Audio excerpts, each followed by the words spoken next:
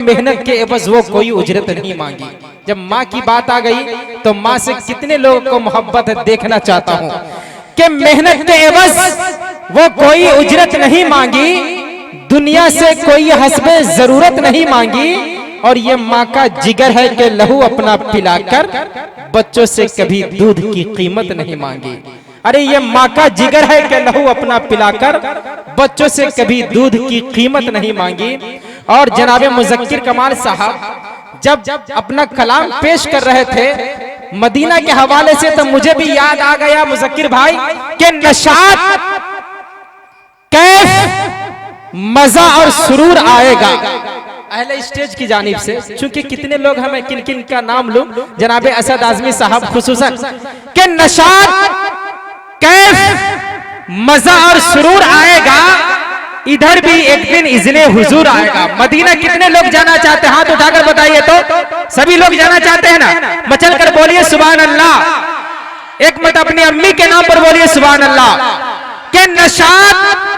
کیف مزہ اور سرور آئے گا، ادھر بھی ایک دن اذن حضور آئے گا، اور میرے یقین کی بنیاد مجھ سے کہتی ہے ارے مدینہ جانے کا موسم ضرور آئے گا۔ ارے میرے یقین کی بنیاد مجھ سے کہتی ہے مدینہ جانے کا موسم ضرور آئے گا۔ تو حضرات انشاءاللہ میں سناتا رہوں گا۔ اب آئیے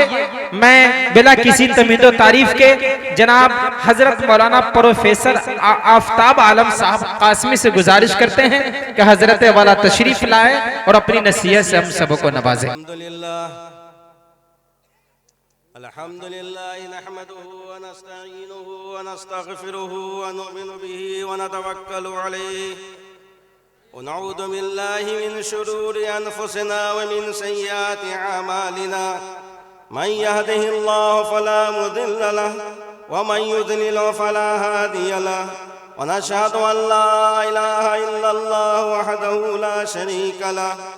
ونشهد أن سيدنا ومولانا محمدًا عبده ورسوله أعوذ بالله من الشيطان الرجيم بسم الله الرحمن الرحيم الرحمن علم القرآن خلق الإنسان علمه البيان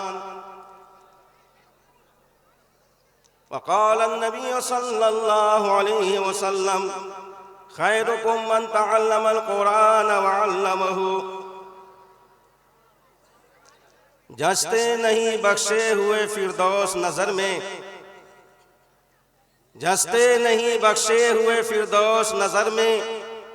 جنت تیری پناہ ہے تیرے خون جگر میں۔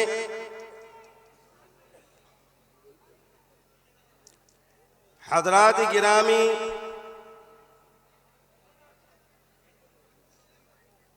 اسٹیج پہ بیٹھے ہوئے علماء کرام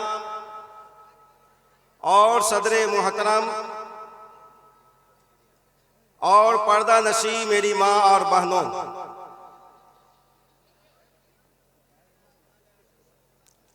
ابھی ہم لوگ جس دینی درسگاہ میں بیٹھے ہوئے ہیں وہ اس دینی درسگاہ کا تعلق ہمارے حبیب جناب محمد رسول اللہ صلی اللہ علیہ وسلم سے ہے، جس نورانی اور عرفانی مجلس کے اندر ہم لوگ بیٹھے ہوئے ہیں، اور جو باتیں یہاں کہی جائیں گی اس کا تعلق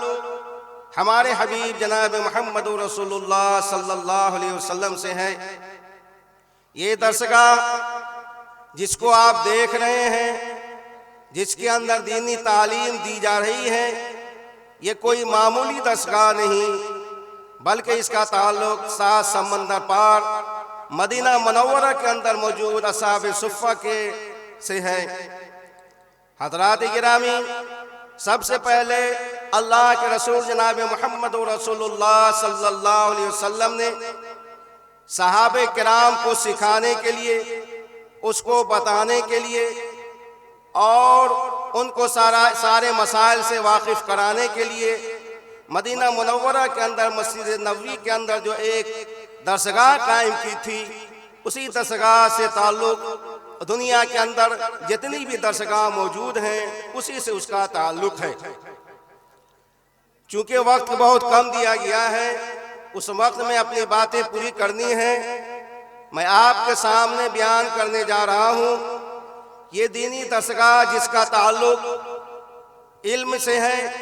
پڑھنے اور پڑھانے سے ہے، اس کے متعلق ہمارے علماء کرام کی کیا رائے ہے۔ جب ہم اس کے اوپر غور کرتے ہیں تو یہ بات روز روشن کی طرح عیاں ہو جاتی ہے۔ ہمارے علماء کرام نے بتایا ہے کہ علم حاصل کرنے کے 4 مراحل ہیں۔ علم حاصل کرنے کے 4 مراحل ہیں۔ ان مراحل میں سے سب سے پہلا مرحلہ جو ہے شیر خارگی کا مرحلہ ہے، دوسرا مرحلہ بچپنے کا مرحلہ ہے، تیسرا مرحلہ جوانی کا مرحلہ ہے اور چوتھا مرحلہ بڑھاپے کا مرحلہ ہے۔ یہ 4 مراحل جو ہے علم حاصل کرنے کے ہیں، اور اس حدیث کی نسبت اللہ کے رسول جناب محمد رسول اللہ صلی اللہ علیہ وسلم سے بھی کی جاتی ہے کہ اللہ کے رسول جناب محمد رسول اللہ صلی اللہ علیہ وسلم نے ارشاد فرمایا اطلب العلم من المہد الی الحد، کہ گود سے لے کر کے قبر تک علم حاصل کرو۔ بزرگوں اور دوستو، شیر خارگی کا زمانہ علم حاصل کرنے کا کب سے شروع ہوتا ہے؟ میں آپ کے سامنے ایک واقعہ پیش کرنے جا رہا ہوں۔ اس واقعے کے اندر موجود یہ ہے، ایک بچہ جب ہوش سنبھالا اور اس کو دینی درسگاہ کے اندر بیٹھایا گیا حفظ کرنے کے لیے، جب اس کو حفظ کرایا گیا تو اس بچے نے 5 پارہ بہت ہی جلدی حفظ کر لیا۔ بہت ہی جلد اس نے 5 پارہ کا وہ حافظ ہو گیا۔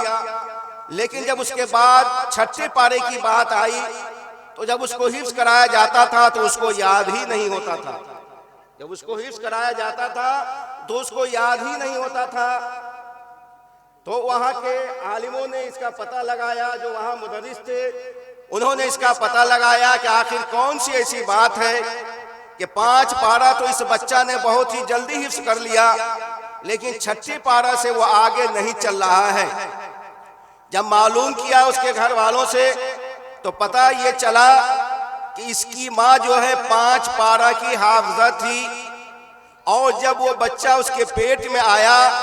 تو اسی وقت سے وہ قرآن پاک برابر پڑھا کرتی تھی، اور اس قرآن پاک کے پڑھنے کی وجہ سے اپنے دوران حمل میں وہ قرآن پاک پڑھتی تھی، اور دودھ پلانے کی مدت میں بھی وہ قرآن پاک پڑھتی تھی۔ تو قرآن پاک پڑھنے کی وجہ سے اس بچے کے ذہن کے اندر بھی وہ قرآن پاک کا اثر حلول کر گیا اور پیوست کر گیا، اور اس 5 پارہ کی اس کی ماں جو حافظ تھی، جس کی وجہ سے وہ بچہ جلدی جو ہے حفظ قرآن 5 پارہ کر لیا۔ اور چونکہ 6 پارہ کی وہ حافظہ نہیں تھی، اس لیے وہ اب آگے جلدی نہیں چل پا رہی تھی۔ پتہ یہ چلا کہ جب بچہ ماں کے پیٹ میں آئے تو اس کی ماں اگر حافظہ ہو تو اسے، یا اگر حافظ بھی ہو تو اسے قرآن پڑھنا چاہیے۔ اس کی تصدیق میں آپ کو حضرت مولانا مفتی سعید صاحب پالنپوری رحمت اللہ علیہ نور اللہ مرقدہ وبرد مزدہ کی باتوں سے میں کرنا چاہتا ہوں۔ حضرت مولانا مفتی سعید صاحب جو دارالعلوم دیوبند کے شیخ الحدیث بھی رہ چکے ہیں، اور اللہ نے ان کو اس دنیا سے اب اٹھا لیا ہے، ان کا یہ کہنا ہے، وہ آپ یہ فرماتے ہیں کہ جب میرا پہلا بچہ ہوا اور اس کو میں نے حفظ قرآن پاک کے لیے درسگاہ میں بیٹھایا تو وہ حفظ نہیں کر پا رہا تھا۔ ان کا بیان ہے کہ اللہ ہی جانتا ہے کہ میں نے کتنا اس بچے کو مارا ہوگا اور کتنی اس کی جزر و توبیخ کی ہوگی، وہ اللہ ہی کو معلوم ہے۔ لیکن ایک کام میں نے اس کے ساتھ یہ بھی کیا کہ اس بچے کے ساتھ ساتھ ہم نے اس کی ماں کو بھی حافظ بنانا شروع کیا۔ چنانچہ وہ بچہ تو بمشکل تمام حافظ قرآن ہوا، لیکن اس کی ماں بھی حافظ قرآن ہو گئی۔ اب وہ پہلا بچہ جو ان کا تھا، جو بڑا بچہ تھا، وہ دنیا کے اندر موجود نہیں ہے، اس کا انتقال ہو گیا، اللہ تعالیٰ اس کی مغفرت فرمائے۔ میں یہ کہنا یہ چاہ رہا تھا، ان کا پہلا بچہ حفظ کرنے میں بالکل نہیں چل رہا تھا۔ حضرت مفتی صاحب نور اللہ مرقدہ کا کہنا یہ ہے کہ اس کے بعد پھر میرے گھر میں جو بچے کی پیدائش ہوئی، حضرت مفتی صاحب کے گھر میں کافی بچے کی پیدائش ہوئی، درجنوں بچہ ان کے پاس موجود ہے لگ بھگ۔ ان کے گھر میں جو بچوں کی پیدائش ہوئی، اس نے اپنی بیوی کو جو حافظ انہوں نے جو بنا لیا، اس کے بعد جو اپنے بچوں کو انہوں نے حافظ بنانا شروع کیا، تو اب اس کے اندر کوئی مشکل نہیں ہوئی، اور میرا بقیہ بچہ فٹافٹ جو ہے حفظ کرنا شروع کر دیا، اور دھڑا دھڑ وہ قرآن پاک یاد کرنا شروع کیا، اور سب کا سب بچہ جو ان کا حافظ قرآن ہو گیا۔ پتہ چلا کہ قرآن پاک کے بچے کے حافظ بنانے کے اندر اس کے ماں کا بھی عمل دخل ہے، اس لیے کہ اس کی ماں جو ہے بچے کی پہلی گود، بچے کی پہلی درسگاہ ہے، اس لیے اگر کسی کی ماں حافظ قرآن ہے اور اس کا بچہ اگر مدرسے کے اندر بیٹھایا جاتا ہے تو انشاءاللہ وہ جلد حافظ قرآن بنے گا۔ اس لیے کہنا یہ ہے کہ جب بچہ ماں کے پیٹ میں آئے، میری ماں اور بہنیں بھی سن رہی ہیں،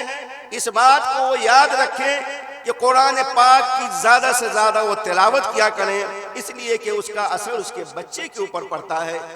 اگر بچے کی زندگی کو آپ اچھا بنانا چاہتے ہیں تو آپ قرآن پاک کی تلاوت کیجئے، اور اگر حافظ قرآن نہیں ہے تو دیکھ کر کے پڑھیے۔ دیکھ کے پڑھنے میں کیا مذائقہ ہے قرآن پاک، جب موقع ملے ایک پارہ، آدھا پارہ، ایک صفحہ ڈیلی آپ قرآن پاک پڑھ لیا کیجئے، اس میں کون سی بڑی بات ہے؟ قرآن پاک تو آپ کے گھر کے اندر موجود ہے۔ بزرگوں اور دوستو، قرآن پاک پڑھنے کا تو ثواب بے شمار ہے۔ آپ کو معلوم ہے کہ اگر کوئی آدمی قرآن پاک کے ایک حرف کی تلاوت کرتا ہے تو اس کو 10 نیکی ملتی ہے۔ یہ حدیث بالکل عام ہے، اس کو 10 نیکی ملتی ہے۔ اور اگر کوئی آدمی کلام پاک کے 2 حرف کی تلاوت کرتا ہے تو اس کو 20 نیکی ملتی ہے۔ اگر کوئی آدمی پورا پڑھتا الف لام میم تو اس کو 30 نیکی ملتی ہے، اور یہ نیکی اس صورت میں مل رہی ہے جبکہ الف لام میم کا معنی کوئی بھی آدمی نہیں جانتا ہے۔ الف لام میم کا معنی میں بھی نہیں جانتا ہوں اور کوئی علماء کرام بھی نہیں جانتے ہیں، بلکہ اس کی مراد کو اللہ اس کا رسول ہی بہتر جانتا ہے۔ تو جب بغیر سمجھے ہم قرآن پاک پڑھتے ہیں تو اس میں ہم کو ایک حرف کے بدلے 10 نیکیاں دی جاتی ہیں۔ اگر کوئی آدمی الف لام میم 3 حرف پڑھتا ہے تو اس کو 30 نیکی دی جاتی ہے، بلکہ قاضی بیضاوی رحمت اللہ علیہ لکھتے ہیں کہ الف لام میم کہنے پر اس کو 90 نیکی ملے گی۔ ان کا کہنا یہ ہے کہ جب ہم الف کا تلفظ کرتے ہیں تو 3 حروف کا تلفظ آتا ہے، الف میں 3 حرف ہم بولتے ہیں، جب لام کا ہم تلفظ ادائیگی کرتے ہیں تو اس میں 3 حرف ادا کرتے ہیں، اور جب میم کی ادائیگی کرتے ہیں تو اس میں بھی 3 حرف ادا کرتے ہیں۔ اس طریقے سے کل 9 حروف ہو جاتے ہیں، لہذا 9 حروف کی وجہ سے اس کو 90 نیکی ملے گی۔ اور اس سے بھی آگے جو ہے امام غزالی رحمت اللہ علیہ فرماتے ہیں کہ اگر کوئی آدمی قرآن پاک کے ایک حرف کی تلاوت اگر نماز کے اندر کھڑا ہو کر کے کرتا ہے تو اس کو 100 نیکی ملے گی۔ اگر کوئی آدمی ایک حرف کی تلاوت نماز میں کھڑا ہو کر کے کرتا ہے تو اس کو 100 نیکی ملے گی، اور اگر کوئی آدمی کلام پاک کی تلاوت نماز کے اندر بیٹھ کر کے کرتا ہے تو اس کو 50 نیکی ملے گی، اور اگر کوئی آدمی کھڑا ہو کر کے قرآن پاک کی تلاوت غیر نماز میں کرتا ہے تو اس کو 25 نیکی ملے گی، اور اگر کوئی آدمی بیٹھ کر کے غیر نماز میں وہ ایک حرف کی تلاوت کرتا ہے تو اس کو 10 نیکی ملے گی۔ میرے محترم بزرگوں دوستو، پتہ یہ چلا کہ قرآن پاک کے ایک حرف کے بدلے میں کتنی نیکیاں ہم کو ملتی ہیں۔ ابھی تو شعبان المعظم کا مہینہ ہمارے سامنے ہے، یہ قرآن کا مہینہ ہے، یہ اللہ کے رسول کا مہینہ ہے، اور اللہ کے رسول صلی اللہ علیہ وسلم اس میں قرآن زیادہ سے زیادہ پڑھا کرتے تھے، اور اس مہینے کے اندر آپ روزہ بھی زیادہ سے زیادہ رکھا کرتے تھے، بلکہ زیادہ تر روزہ شعبان المعظم کا آپ رکھا کرتے تھے، یہاں تک کہ 1-2 روزہ ہی آپ چھوڑتے تھے۔ اور روزہ رکھنے کا مقصد یہ ہوتا تھا کہ رمضان کا اہتمام کیا جائے، رمضان کی تیاری کی جائے۔ قرآن پاک پڑھنے کا مقصد یہ تھا کہ رمضان کی تیاری کی جائے۔ حضرت عائشہ رضی اللہ تعالی عنہا جو آپ کی چہیتی بیوی ہیں، اللہ کے رسول جناب محمد رسول اللہ صلی اللہ علیہ وسلم سے آپ نے پوچھا کہ اللہ کے رسول آپ اس مہینہ کے اندر اتنی کثرت سے روزہ کیوں رکھتے ہیں؟ اللہ کے رسول جناب محمد رسول اللہ صلی اللہ علیہ وسلم نے ارشاد فرمایا، اے عائشہ صدیقہ، میں اس مہینے کے اندر کثرت سے روزہ اس لیے رکھتا ہوں کہ اس مہینے کے اندر سارے کے سارے اعمال جو سالوں بھر ہونے والے ہیں اللہ کے حضور پیش کیا جاتا ہے۔ جب اللہ کے حضور پیش کیا جاتا ہے تو میرا مقصد یہ ہے کہ جب میرے اعمال اللہ کے حضور پیش کیے جائیں تو میں روزے کی حالت میں رہوں، میں روزے کی حالت میں رہوں، تاکہ اللہ تبارک تعالیٰ کو ہمارے اوپر ترس آ جائے اور اللہ تعالیٰ ہم کو بخش دے اور ہم سے زیادہ پوچھ اور سوال و جواب نہ کریں۔ میرے محترم بزرگوں اور دوستوں، ظاہر بات ہے کہ اگر کوئی آدمی روزے کی حالت میں ہوتا ہے تو آدمی اس سے زیادہ تر درگزر کیا کرتا ہے۔ اگر رمضان کا مہینہ آتا ہے، راستہ میں آپ چلتے ہیں، راستہ میں چلتے ہوئے اگر کوئی غلطی کسی بھی آدمی سے ہو جاتی ہے، آپ فوراً کہتے ہیں کہ رمضان کا مہینہ ہے، روزے کی حالت میں ہے، اس سے غلطی ہو گئی، اسے آپ معاف کر دیجئے، درگزر فرمائیے۔ اسی طریقے سے اللہ کے رسول جناب محمد رسول اللہ صلی اللہ علیہ وسلم نے فرمایا کہ جب میں روزے کی حالت میں رہوں گا تو اللہ تبارک تعالی ہم سے درگزر فرمائیں گے۔ میرے محترم بزرگوں دوستو، اس لیے قرآن پاک کی تلاوت شعبان المعظم کا مہینہ بھی ہے، اس میں روزہ رکھا جائے، کلام پاک کی زیادہ سے زیادہ تلاوت کی جائے، اور اللہ کے رسول جناب محمد رسول اللہ صلی اللہ علیہ وسلم نے ارشاد فرمایا کہ زیادہ سے زیادہ تلاوت اس میں کیا جائے، اور سب سے بہترین طریقہ جو اللہ کے رسول جناب محمد رسول اللہ نے ارشاد فرمایا کہ کلام پاک کو 3 دن کے اندر ختم کیا جائے، اور اگر نہیں ہو تو 1 ہفتے میں ختم کیا جائے، اور اگر اس سے نہیں ہو تو 1 مہینے کے اندر کلام پاک کو ختم کیا جائے۔ میرے محترم بزرگوں اور دوستوں، تو کلام پاک کے پڑھنے کی اہمیت اپنی جگہ مسلم ہے۔ میرے کہنے کا مقصد یہ ہے، اللہ تبارک تعالیٰ نے قرآن پاک کی حفاظت کی ذمہ داری خود لے رکھی ہے، اس لیے امت محمدیہ کے اوپر یہ عائد کر دیا گیا ہے کہ کلام پاک وہ زیادہ سے زیادہ پڑھیں اور اس سے فائدہ اٹھائیں۔ بزرگوں اور دوستوں، میں یہ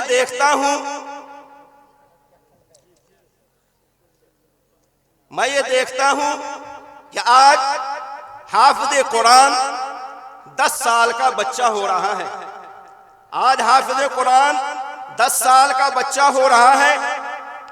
آخر کون سی بات ایسی ہے؟ جبکہ اللہ تبارک تعالیٰ اپنے قرآن پاک میں ارشاد فرماتے ہیں، لو انزلنا هذا القرآن على جبل لرأيته خاشعا متصدعا من خشية الله، اگر میں اس قرآن کو پہاڑ کے اوپر نازل کرتا تو اللہ کی خشیت سے وہ پہاڑ ریزہ ہو جاتا، اللہ کی خشیت سے وہ پہاڑ ریزہ ہو جاتا۔ لیکن آج ہم دیکھتے ہیں کہ 10 سال کا بچہ حافظ قرآن ہو رہا ہے۔ آخر اس کے اندر کون سی مصلحت ہے؟ تو میں اس کا جواب جو ہے میں خود نہیں دے کر کے میں آپ کو اس کا جواب حضرت قاری محمد طیب صاحب جو دارالعلوم دیوبند کے 60 سالہ محتمل رہ چکے ہیں، میں ان کی زبان میں دینا چاہ رہا ہوں۔ انہوں نے اس کا جواب یہ دیا کہ آج جو 10 سال کا بچہ حافظ قرآن ہو رہا ہے، اس کی وجہ یہ ہے کہ اگر یہ قرآن واقعتاً اس بچے کے اوپر نازل ہوتا تو بچہ اس کو برداشت نہیں کر سکتا تھا، لیکن معاملہ یہ ہے کہ یہ قرآن جو ہے سب سے پہلے اللہ کے رسول جناب محمد رسول اللہ صلی اللہ علیہ وسلم کے اوپر نازل ہوا، اور وہ نازل ہونے کے بعد اس کی جو جلال تھا قرآن پاک کا وہ جمال میں بدل گیا۔ جس طریقے سے سورج کی روشنی جو ہے اس کے اندر جلال ہوتی ہے، اور سورج سے جو ہے روشنی چاند بھی مستعار لیتا ہے، چاند کے اندر جو روشنی ہوتی ہے وہ سورج ہی کی روشنی ہوتی ہے، لیکن جب آپ چاند کی روشنی کو دیکھیں گے تو وہ بہت ہی بھلی معلوم ہوتی ہے، بہت ہی بھلی معلوم ہوتی ہے، اور سورج کی روشنی کے اندر تیزی معلوم ہوتی ہے۔ اگر 12 بجے دن میں سورج کی روشنی میں کوئی آدمی چلا جائے تو اس کی آنکھ کی روشنی پہ بھی اثر پڑ سکتا ہے، اور چاند کی روشنی جو سورج سے نکلی ہے وہ بالکل بھلی معلوم ہوتی ہے۔ پتہ یہ چلا کہ یہ قرآن پاک اگر ڈائریکٹ کسی انسان کے اوپر نازل ہوتا تو وہ واقعتاً جو ہے اس کو برداشت نہیں کر سکتا تھا، لیکن یہ قرآن جو ہے اللہ کے رسول جناب محمد رسول اللہ کے قلب اطہر کے اوپر نازل ہوا، اس لیے اس کے اندر جمال پیدا ہو گیا۔ قلب اطہر کے اندر جمال پیدا کرنے کے لیے آپ کو معلوم ہے کہ آپ کے قلب اطہر کو کئی بار چیرا گیا، آپ کے سینے مبارک کو کئی بار چیرا گیا اور قلب اطہر کو نکال کر کے آب زمزم سے دھویا گیا۔ آب زمزم دنیا کا بہترین پانی ہے، اگر اس سے کوئی اچھا پانی اور بھی ہوتا تو اس پانی سے بھی قلب اطہر کو دھویا جاتا، لیکن حدیث میں ہمیں معلوم ہوتا ہے کہ قلب اطہر کو جو دھویا گیا وہ آب زمزم سے دھویا گیا۔ 2-3 بار جو ہے کم سے کم جو ہے قلب اطہر کو نکالا گیا ہے سینہ چیر کر کے اور اس کو دھویا گیا ہے۔ ایک تو سب سے پہلے غار حرا کے موقع پر جس وقت سب سے پہلی وہی اقرا بسم ربک الذی خلق نازل ہوا تھا، اس وقت بھی سینہ مبارک کو چیرا گیا، قلب اطہر کو نکالا گیا اور اس کو آب زمزم سے دھویا گیا۔ اور دوسری مرتبہ جب شب معراج میں اللہ کے رسول جناب محمد رسول اللہ کو معراج ہوئی، اس معراج میں بھی قلب اطہر کو چیرا گیا اور اس کے بعد سے اس کو آب زمزم سے دھویا گیا۔ میرے محترم بزرگوں دوستو، اور اس چیر کر کے دھونے کی وجہ سے اللہ کے رسول جناب محمد رسول اللہ جو معراج پہ گئے تو اتنی جلدی آپ معراج پہ گئے اور مسجد اقصی بھی گئے، وہاں آپ نے انبیاء کرام کو نماز بھی پڑھایا اور پھر ساتوں آسمان کی آپ نے سیر کی، ساتوں آسمان کی آپ نے سیر کی۔ آپ کو معلوم ہے، آپ یہ سمجھتے ہوں گے کہ آسمان بہت بڑا ہے، یہ آسمان بہت بڑا ہے، لیکن حدیث کی کتاب ہمیں بتاتی ہے اور تاریخ سے مجھے معلوم ہوتا ہے کہ یہ اتنا بڑا جو آسمان ایک نظر آ رہا ہے وہ اللہ کے نزدیک جو ہے دنیا کی ایک انگوٹھی کے برابر ہے۔ جس طریقے سے ایک انگوٹھی کی حیثیت ہوتی ہے اس آسمان کی حیثیت ہے پہلے آسمان دوسرے آسمان کے برابر کے مقابلے میں، اور دوسرا آسمان جو ہے تیسرے آسمان کے مقابلے میں انگوٹھی کی حیثیت رکھتا ہے۔ اسی طریقے سے تیسرا آسمان جو ہے چوتھا آسمان کے مقابلے میں اس کی حیثیت بالکل انگوٹھی کی ہے۔ جس طریقے سے ایک انگوٹھی چھوٹی ہوتی ہے، اسی طریقے سے اوپر والے آسمان کے مقابلے میں نیچے والا آسمان جو ہے ایک انگوٹھی کی حیثیت رکھتی ہے۔ میں آپ کے سامنے کہنے جا رہا تھا کہ اللہ کے رسول جناب محمد رسول اللہ صلی اللہ علیہ وسلم کے اوپر یہ قرآن پاک نازل ہوا تو اس کا جلال ختم ہو کر کے اس کے اندر جمال پیدا ہو گیا۔ اس لیے کہ تاریخ کی ہمیں بتاتی ہے، حدیث ہمیں یہ معلوم ہوتا ہے کہ جب اللہ کے رسول جناب محمد رسول اللہ صلی اللہ علیہ وسلم کے اوپر وحی نازل ہوا کرتی تھی، اگر آپ اونٹ کے اوپر بیٹھے ہوئے رہتے تھے تو اونٹ جو ہے جھک جایا کرتا تھا، اونٹ جو ہے جھک جانے کی وجہ جھک جاتے تھے اس کے جلال کی وجہ سے۔ ایک مرتبہ اللہ کے رسول جناب محمد رسول اللہ صلی اللہ علیہ وسلم حضرت ابو بکر صدیق کے زانوں کے اوپر سر رکھ کر کے سوئے ہوئے تھے، اسی درمیان جو ہے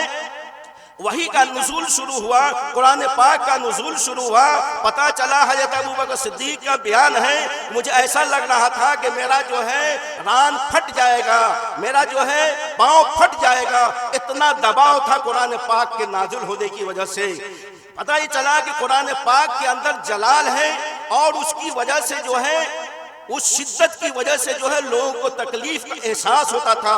سردی کا مہینہ تھا، سردی کا وقت تھا، جب اللہ کے رسول جناب محمد رسول اللہ کے اوپر قرآن کا نزول شروع ہوتا تھا تو پیشانی مبارک سے جو ہے پسینہ جو ہے موتی کے قطرے کی طریقے سے ٹپکنے لگتا تھا، اتنا جو ہے اس کو تکلیف دہ ماحول ہوتا تھا بزرگوں اور دوستوں۔ لیکن اللہ کے رسول جناب محمد رسول اللہ کے قلب اطہر کے اوپر نازل ہونے کی وجہ سے اس قرآن کے اندر جمال پیدا ہو گیا۔ جس طریقے سے آپ یہ دیکھیے کہ بجلی کے اندر جو ہے جلانے کی کیفیت ہے، بجلی جو ہے گرم ہوتی ہے وہ جلا ڈالتی ہے، لیکن جب وہ کمپریسر سے وہ بجلی گزرتی ہے تو وہ اے سی بن جاتی ہے۔ آپ نے اپنے گھر کے اندر اے سی لگایا ہوگا، وہ کس سے چلتا ہے؟ وہ بجلی سے چلتا ہے۔ بجلی کی خاصیت یہ ہونی چاہیے کہ وہ جلانے والی ہوا اس سے نکلنی چاہیے، لیکن اس کے اندر جو کمپریسر آپ نے لگا دیا، جب کمپریسر سے وہ بجلی گزرتی ہے تو وہ اے ایسی بن جاتی ہے۔ اسی طریقے سے اللہ کے رسول جناب محمد رسول اللہ صلی اللہ علیہ وسلم کے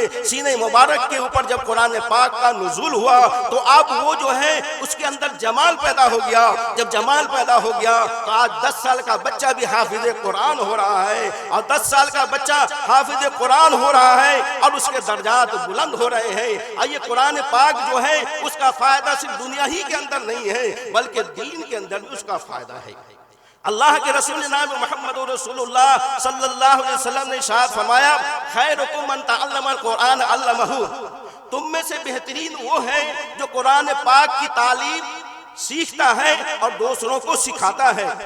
دوسروں کو سکھاتا ہے، یہ تم میں سے بہترین آدمی ہے۔ بہترین آدمی کہنے کا مقصد کیا ہوا، مطلب کیا ہوا؟ بزرگوں اور دوستوں، علم سیکھنا یہ اپنی ذات تک ہوتا ہے اور دوسروں کو علم سکھانا یہ متعدی ہوتا ہے، یہ بہت بڑا مسئلہ ہوتا ہے۔ حضرت مولانا مفتی سعید صاحب پالن پوری رحمت اللہ علیہ جو دارالعلوم دیوبند کے شیخ الحدیث گزرے ہیں اور ہم لوگ کے استاد بھی تھے، وہ فرماتے ہیں کہ علم سیکھ لینا کوئی کمال کی بات نہیں ہے، علم سیکھ کر کے دوسروں کو سکھانا یہ کمال کی بات ہے۔ آپ فرمایا کرتے تھے کہ حضرت حدیث میں آیا ہے کہ حضرت آدم علیہ السلام 60 ہاتھ کے ہیں، 60 ہاتھ کے حضرت آدم علیہ السلام تھے، اور قیامت کے دن جو بھی آدمی اٹھے گا قبر سے وہ بھی 60 ہاتھ کا ہوگا۔ آپ فرماتے تھے جب قبر سے وہ آدمی جو اٹھے گا تو دھاگا کی طرح صرف لمبا تھوڑے نہ ہوگا بلکہ وہ لہیم و شہیم بھی ہوگا، یعنی اس کا جثہ بھی ہوگا اور اس کے اندر روحانی قوت بھی ہوگی۔ حضرت مفتی صاحب رحمت اللہ علیہ فرمایا کرتے تھے کہ اسی طریقے سے علم سیکھنے کے بعد تم کو اپنے جثہ کو بھی بڑھانا ہے اور روحانی قوت کو بھی بڑھانا ہے، اس لیے کہ اب جب تم دوسروں کو سکھانے کے لیے جاؤ گے تو وہاں کسی جاہل سے بھی تمہارا مقابلہ ہوگا، وہاں کسی عالم سے بھی تمہارا مقابلہ ہوگا، اور وہاں تمہارا کسی ملحد سے بھی مقابلہ ہوگا، اور وہاں تمہارا کسی زندیق سے بھی مقابلہ ہوگا۔ اس لیے اپنی ایمانی قوت کو مضبوط کرنا پڑے گا، اور ایمانی قوت کو مضبوط کر کے جب تم جاؤ گے تب جا کر کے تم جو ہے وہاں جا کر کے کامیاب ہوگے۔ میرے محترم بزرگوں اور دوستوں، تو اس طریقے سے جب کلام پاک کو ہم پڑھیں گے اور دوسروں کو پڑھائیں گے تو اس کے اندر جو روحانی قوت پیدا ہوگی تو اس کی وجہ سے آپ جو ہے اس کو پڑھانے میں کامیاب اور کامران ہو سکیں گے۔ کامیاب اور کامران جب ہو سکیں گے تو وہ آدمی جو پڑھنے والا ہے وہ بھی کامیاب ہوگا اور آپ کو بھی کامرانی ملے گی۔ اللہ کے رسول جناب محمد رسول اللہ صلی اللہ علیہ وسلم جب دنیا سے رخصت ہو گئے اور جنگ یمامہ ہوئی، جنگ یمامہ جب ہوئی تو اس کے اندر بہت سے حفاظ قرآن جو ہے اس کے اندر بہت سارے حفاظ کرام جو ہے شہید کر دیے گئے۔ جب شہید کر دیے گئے تو حضرت عمر فاروق رضی اللہ تعالیٰ عنہ نے حضرت ابو بکر صدیق رضی اللہ تعالیٰ عنہ کو مشورہ دیا کہ قرآن پاک کو جمع کیا جائے، قرآن پاک کو جمع کیا جائے، اس لیے کہ اس تعداد میں جب حفاظ قرآن شہید ہوں گے تو قرآن پاک کی حفاظت مشکل ہو جائے گی۔ حضرت ابو بکر صدیق رضی اللہ تعالیٰ عنہ نے فرمایا کہ جس کام کو اللہ کے رسول جناب محمد رسول اللہ صلی اللہ علیہ وسلم نے نہیں کیا ہے اس کام کو میں کیسے کروں، لیکن بعد میں آپ کو شرح صدر ہو گیا اور اس کام کا آپ نے کہا کہ اس کام کو میں کراؤں گا۔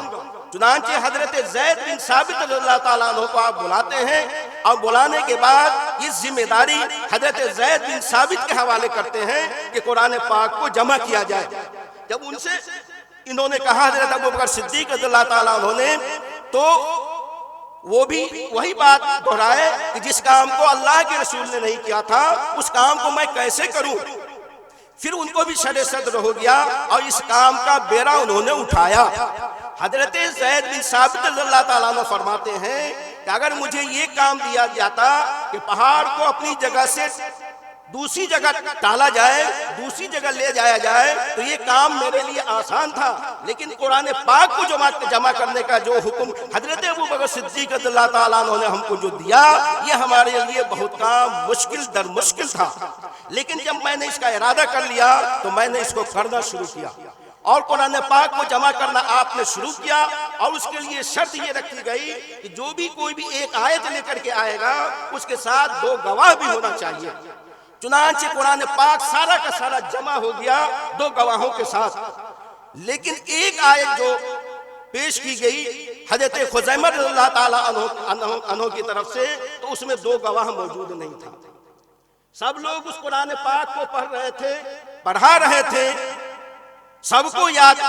تھا وہ قرآن پاک، لیکن 2 گواہ موجود نہیں تھا۔ اب صحابہ کرام 605 میں پڑ گئے کہ آخر اس معاملے کا حل کیسے نکالا جائے۔ سب کو یاد ہے کہ یہ قرآن پاک کی آیت ہے اور سب لوگ اس کی تلاوت کر رہے ہیں، لیکن 2 گواہ موجود نہیں ہیں۔ بہت ہی تلاش کرنے کے بعد ایک جگہ یہ بات حدیث پاک کے اندر جو ہے سب کو ملی، اور سب لوگوں نے بالاتفاق یہ فیصلہ کیا کہ حضرت خزیمہ رضی اللہ تعالیٰ عنہ کے بارے میں، جو بخاری شریف کے اندر یہ حدیث موجود ہے، آپ وہاں اس کو دیکھ سکتے ہیں، ان کے بارے میں اللہ کے رسول جناب محمد رسول اللہ صلی اللہ علیہ وسلم نے فرمایا تھا کہ ایک آدمی، ایک صحابی جو ہے،